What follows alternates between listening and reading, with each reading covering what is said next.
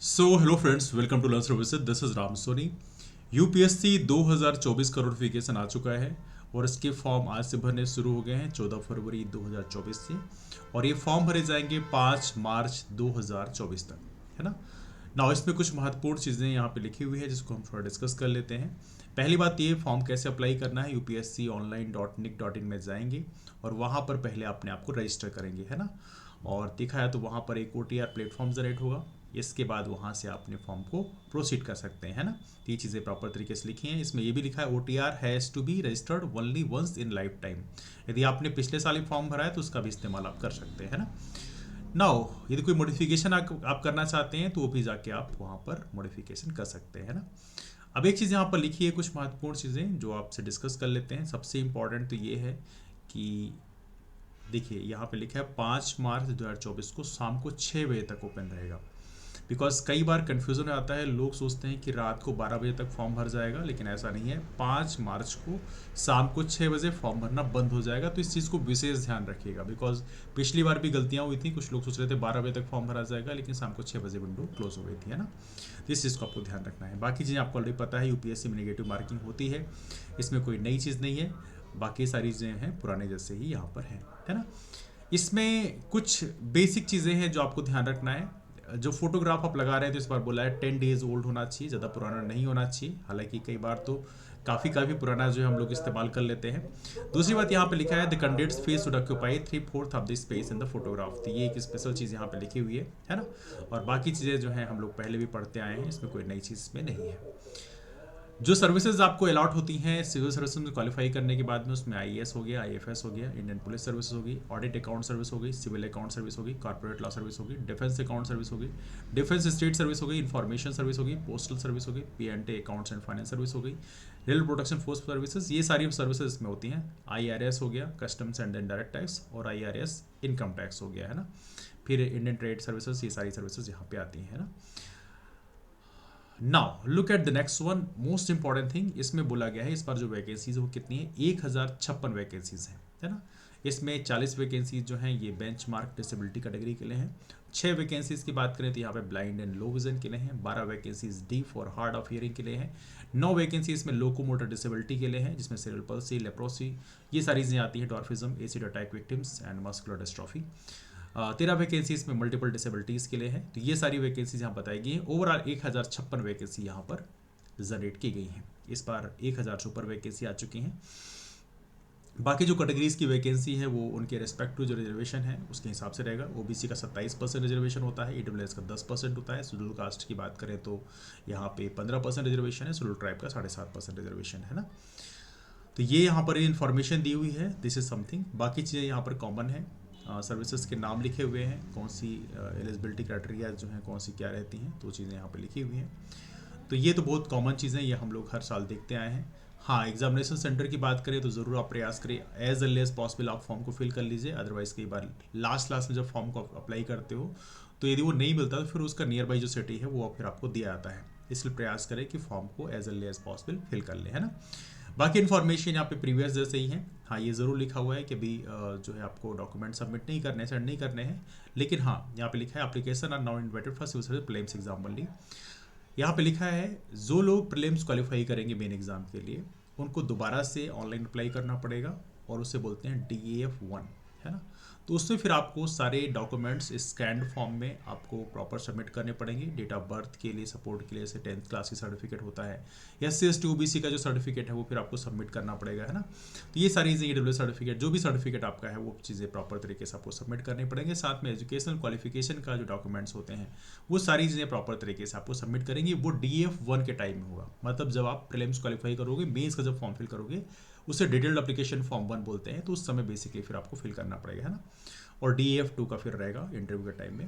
तो ये इन्फॉर्मेशन यहाँ पे दी हुई है, तो ये आपके लिए भी रिलेवेंट नहीं है, वो जब आप बाद में आप देंगे तो समय रहेगा।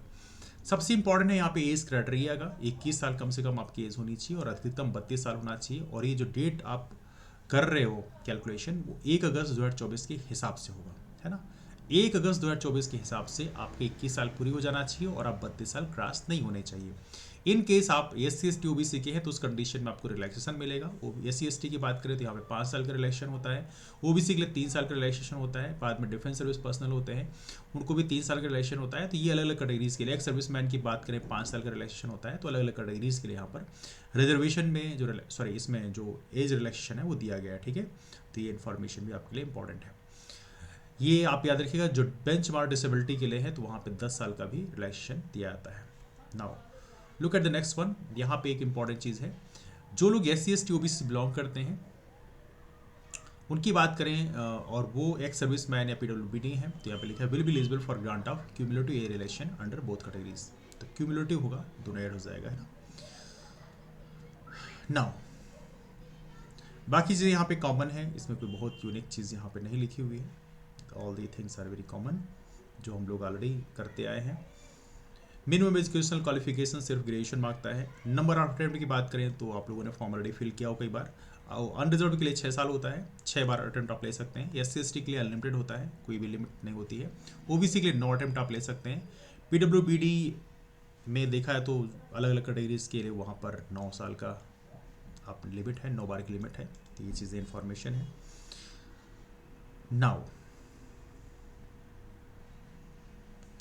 Restriction for on applying for the examination. अब देखिए यहाँ पर एक चीज़ लिखा है रेस्ट्रिक्शन में, ये चीज़ हालांकि आप लोगों को पता ही है लेकिन फिर भी मैं डिस्कस कर देता हूँ।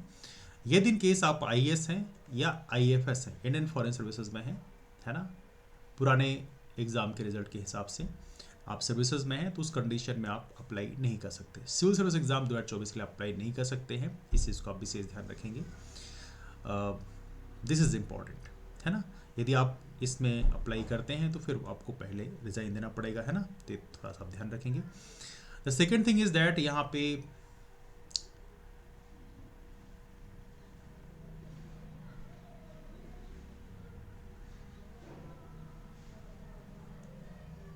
ये चीज़ें लिखी हुई हैं आपको, ऑलराइट। मेडिकल फिजिकल स्टैंडर्ड तो ये कॉमन है, फीस जो है ये तो आप जानते ही हैं, बाकी इसमें कोई बहुत खास चीज़ नहीं है। अप्लाई कैसे करना है पहले डिस्कस कर चुके हैं, upsc.online.nic.in के माध्यम से आप लोग यहाँ पे अप्लाई कर सकते हैं, और बाकी इसमें कोई बहुत ज़्यादा खास चीज़ नहीं दी हुई है ना। तो इस तरह से आप लोग UPSC 2024 का फॉर्म अप्लाई कर सकते हैं। बाद में अलग अलग कैटेगरीज के लिए अलग कंडीशंस लिखी हुई हैं, एलिजिबिलिटी की कंडीशन लिखी हुई है। हाँ, यहाँ पे SC/ST OBC के जो कैंडिडेट्स हैं, स्पेशली OBC कैंडिडेट्स इस विशेष तौर पे ध्यान रखेंगे कि OBC कैंडिडेट्स के लिए यहाँ पर लिखा हुआ है कि आपकी जो इनकम क्राइटेरिया है वो फाइनेंशियल ईयर 2020-21, 2021-22 और 2022-23 इसके हिसाब से आप नॉन क्रिमिनल के होना चाहिए, और आपका जो सर्टिफिकेट है वो 1/4/2023 के बाद का इशू होना चाहिए, मतलब 1 अप्रैल 2023 के बाद का इशू होना चाहिए। और वो भी आपको ध्यान रखना होगा कि इसमें आपका जो सर्टिफिकेट है वो 5 मार्च 2024 के पहले का होना चाहिए, मतलब इस डेट के 20 का होना चाहिए। अगर इन केस अभी आप इनके 20 का नहीं बनवाते, रिन्यू नहीं करवाते, यदि आप पहले का है तो फिर आपको रिन्यू कराना पड़ेगा। तो यदि आप नहीं कराते फिर आपको बाद में दिक्कत हो जाएगी। अभी तो किसी तरह से आप प्रोसीड कर ले जाओगे, लेकिन बाद में जब आप फाइनल सिलेक्शन ले जाओगे तब फिर आपको दिक्कत हो जाएगी। AWS कैंडिडेट के लिए भी लिखा हुआ है यहाँ पे प्रॉपर तरीके से कि यहाँ पे आपको भी फाइनेंशियल ईयर 2022-23 के लिए आपको यहाँ पे 1/4/2023 का के बाद का ये आपको सर्टिफिकेट जमा करना पड़ेगा, और 5 मार्च 2024 के 20 का होना चाहिए, है ना। तो ये चीज़ थोड़ा ध्यान रखेंगे। हालांकि हैरानी की बात है, AWS की बात करें तो यहाँ पर इनको 1 साल का सिर्फ जमा करना है, और OBC के लिए यहाँ पे 3 साल का जमा करवा रहे हो, ये तो हद ही है। But whatever the condition what we can see, तो ये चीज़ें आप याद रखेंगे। और बाकी चेंज ऑफ कैटेगरी चेंज करना बाद में अलाउड नहीं है, इस चीज़ को आप ध्यान रखेंगे। तो ये कुछ महत्वपूर्ण चीज़ें। बाकी प्लान ऑफ एग्जामिनेशन है तो उसमें प्रीलिम्स और मेंस होते हैं, वो आप जानते ही हैं। इसमें GS पेपर 1 होता है, पेपर 2 होता है। GS पेपर 1 जो है मेन होता है। GS 2 की बात करें, ये एप्टीट्यूड CSAT का पेपर होता है, जो जिसमें 33% मार्क्स स्कोर करना ज़रूरी होता है। बाकी मेन एग्जाम्स होते हैं, मेन एग्जाम्स का ये पूरा सिस्टम दिया हुआ है। इसमें पेपर A क्वीबन in language, paper B English का होता है, फिर पेपर आपका ऐसे का पेपर होता है, फिर GS 1, GS 2, GS 3, GS 4 और ऑप्शनल सब्जेक्ट होते हैं। तो इस तरह से बेसिकली हमारा ये पैटर्न होता है मेंस का। 275 नंबर का इंटरव्यू, ओवरऑल 2025 नंबर का आपका ग्रैंड टोटल होता है। तो ये सारी इन्फॉर्मेशन यहाँ पे दी है, बाद में सिलेबस दिया हुआ है, तो सिलेबस आप लोग प्रॉपर तरीके से देख लेंगे। तो ये रहा हमारा यूपीएससी 2024 के नोटिफिकेशन के बारे में एक ब्रीफ ओवरव्यू हमने दे दिया है। बाकी यदि आपके पास कोई डाउट्स होंगे तो आप नीचे कमेंट करके पूछ सकते हैं। हमारा टेलीग्राम ग्रुप भी है लर्न सर्विसेज, उसमें भी जो भी क्वेरीज डाउट्स हैं आप वहाँ भी आके पूछ सकते हैं। तो चलिए मुलाकात करते हैं फिर, तब तक के लिए bye, take care, have a wonderful day ahead and all the best for your UPSC 2024।